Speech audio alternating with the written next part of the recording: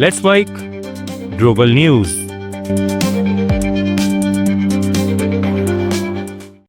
नमस्कार, let's mic global news में आपका स्वागत है। मैं हूं राखी जैन।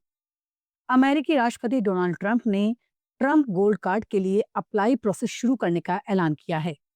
इसके लिए आवेदक आज से आवेदन कर सकते हैं। कार्ड की कीमत $1 मिलियन है। हालांकि कंपनियों को कार्ड के लिए $2 मिलियन देना होगा। ट्रंप ने इसी साल फरवरी में गोल्ड कार्ड वीजा प्रोग्राम शुरू करने का ऐलान किया था।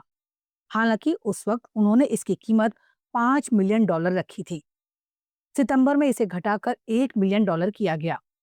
ट्रंप का कहना है ये अमेरिका फर्स्ट एजेंडे का हिस्सा है, जो टॉप टैलेंटेड को रोकने और कंपनियों को अमेरिका लाने के लिए है। Homeland security secretary Kristi Noem ने कहा, ये दुनिया के सफल उद्यमियों को आकर्षित करेगा। म्यांमार में सेना के एक हवाई हमले में 31 लोगों की मौत हो गई है।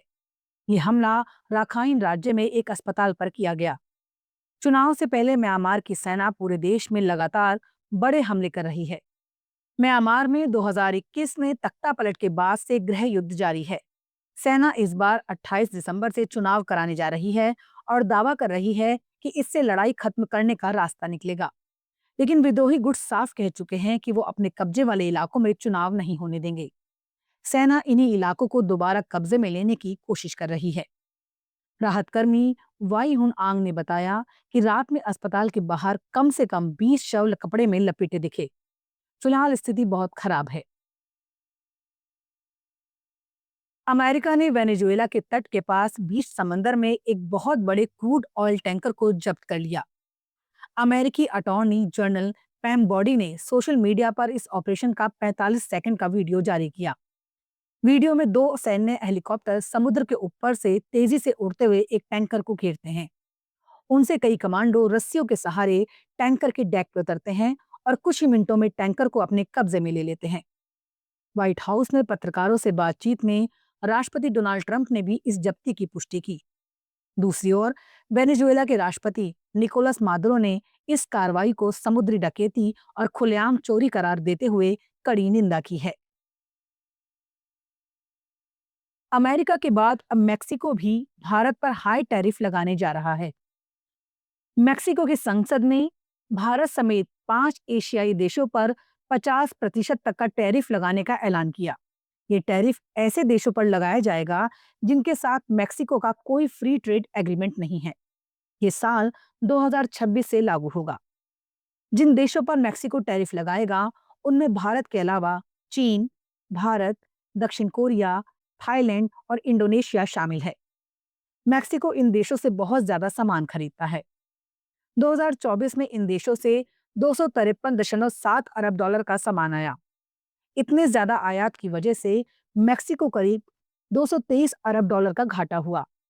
अब नए कानून के अनुसार कारें, ऑटो पार्ट्स, कपड़े, टेक्सटाइल, प्लास्टिक के उत्पाद, स्टील और जूते चप्पल जैसे लगभग 1400 तरह के सामान महंगे होंगे। नेपाल में पोखरा इंटरनेशनल एयरपोर्ट प्रोजेक्ट में बड़े पैमाने पर भ्रष्टाचार का खुलासा हुआ है।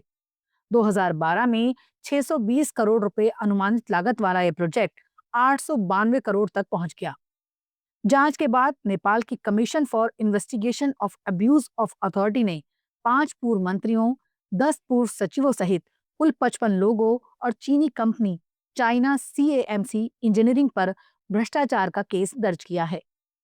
एयरपोर्ट 2023 में शुरू हुआ, लेकिन 2.5 साल में यहां सिर्फ 45 इंटरनेशनल फ्लाइट्स आईं और करीब 3000 यात्री पहुंचे, जबकि इसे पश्चिमी नेपाल का अंतर्राष्ट्रीय पर्यटन हब घोषित किया गया था।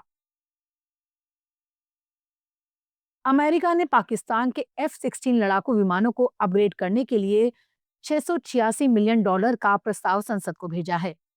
8 दिसंबर 2025 को डिफेंस सिक्योरिटी कोऑपरेशन एजेंसी ने संसद को एक नोटिफिकेशन भेजा है, जिसमें पाकिस्तान के F-16 अपग्रेड पैकेज को मंजूरी की घोषणा की गई है। ये प्रक्रिया आर्म्स एक्सपोर्ट कंट्रोल एक्ट के तहत होगी। अब अमेरिकी संसद के पास इसे रोकने या पास करने के लिए 30 दिन का समय है। ग्लोबल न्यूज में फिलहाल इतना ही। देखते रहिए, सुनते रहिए लेट्स माइक। नमस्कार।